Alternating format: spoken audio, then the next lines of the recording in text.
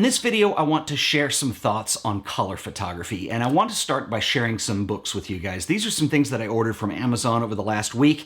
This first one is a book by Ernst Haas. This one is called Color Correction. It's Untitled, and it is amazing.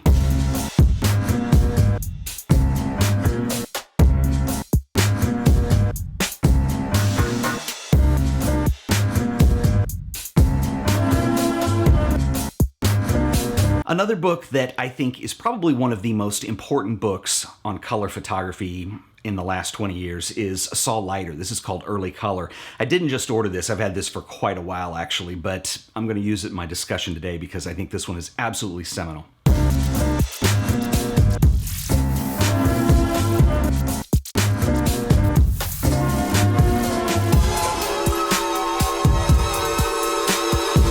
Another one that I got is Luigi Ghiri's Kodachrome. Now, this book is not currently in print, but I was able to find a new used copy that was still in shrink wrap on Amazon.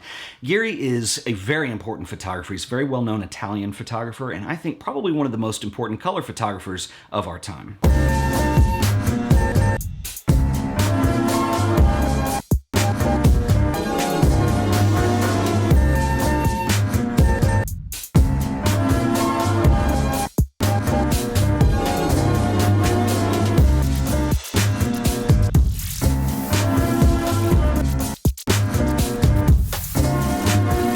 So I'd like to start our discussion with a spread from the Luigi Ghiri Kodachrome book. And one of the things that I have always admired and loved about Ghiri's work is that the role color plays in the photograph. It's never cluttered. It generally stands alone, or it's on a very limited color palette. You know, if you think of painters, and when you are painting and creating the entire scene with paint, you come up with a color palette that will define the color scheme that you're using on the image. Now, we don't do that in photography, but Ghiri finds a way to present a color palette in photography. And so it's very minimalist in some way. And color always serves a specific role or function in the photograph. And I think this is important. And this is something that I've given a lot of thought to over the years, just struggling with my own work and my own approach to color. And it is difficult because we obviously, or most of us anyway, see in color. And so what we're representing in a photograph is something that is out of the ordinary. It's not something that you would see in day-to-day life. So color does serve a very specific role. I got conflicted early on when I first took visual design courses, and I had some graphic design classes in college. And one of the things I was taught in graphic design is that if you're designing a logo or a layout or whatever that is, you always want to make it work in black and white. You never want it dependent on the color. And then what that does is that gives you versatility later on when you start applying colors to it. Now, in photography, I think that's very different. And it's taken me a few years to kind of get my head around that. But in photography, we're not looking necessarily for versatility in that color palette by just thinking in black and white terms. The color exists. And so color in photography does play a fundamental role in the composition. Historically, photography did not begin with color process. The earliest examples of photography are always some kind of monochrome. They're not exactly a true black and white. Daguerreotypes have a certain look to them. Early tintypes have a certain look, and I think it's particularly interesting if you look at the early work of Fox Talbot. There are all kinds of different colors on those prints. Cyanotypes is a blue process, and it's really interesting because it wasn't until much later, initially with glass plates, that we had any kind of process for doing color work. Now, the early color processes were pretty crude at best, and they had a certain look to them.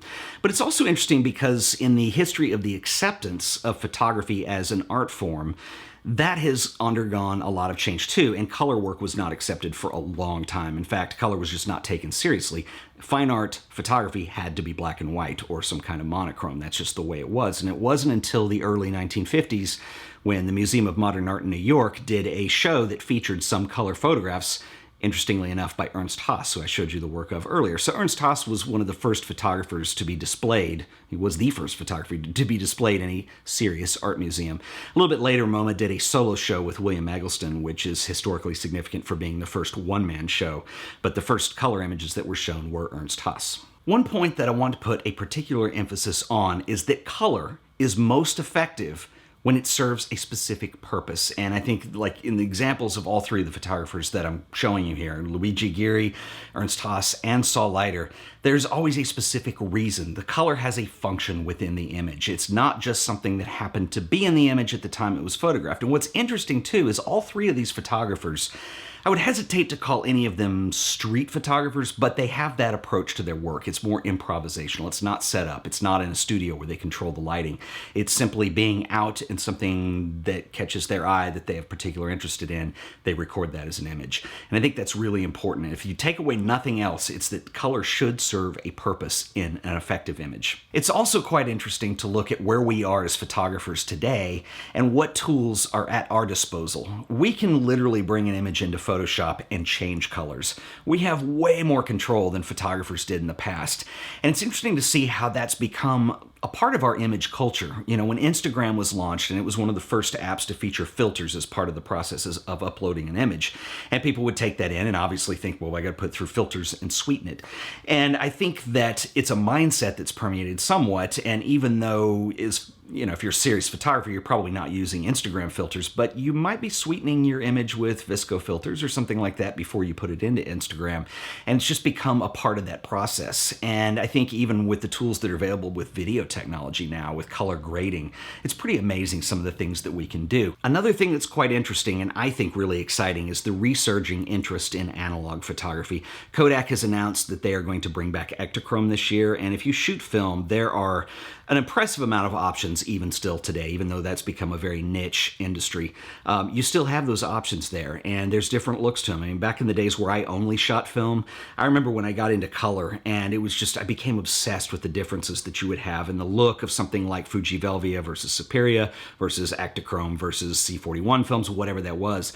And for me, it was almost to the point where, there would be an image that I had in mind that I wanted to get, and is the right film in the camera, and what am I shooting with today, and really just obsessing over it, much, I guess, in the same way that we do with kind of filters today or something like that.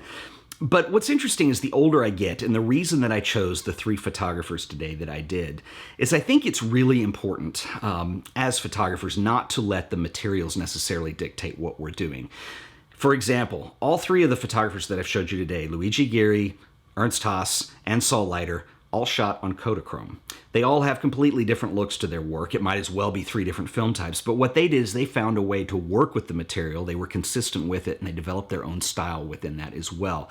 And as I keep saying over and over again, color is going to be the most effective when it serves a specific purpose to the image, and we consider things like palette and what's going on, and all those things are what are going to make our images more effective in the end.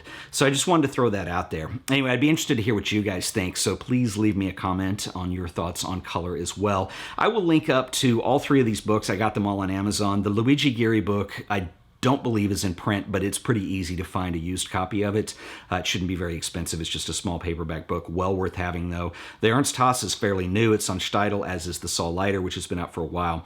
And I highly recommend all 3 of these if you're interested in seeing what some of the great color photographers of our time have done.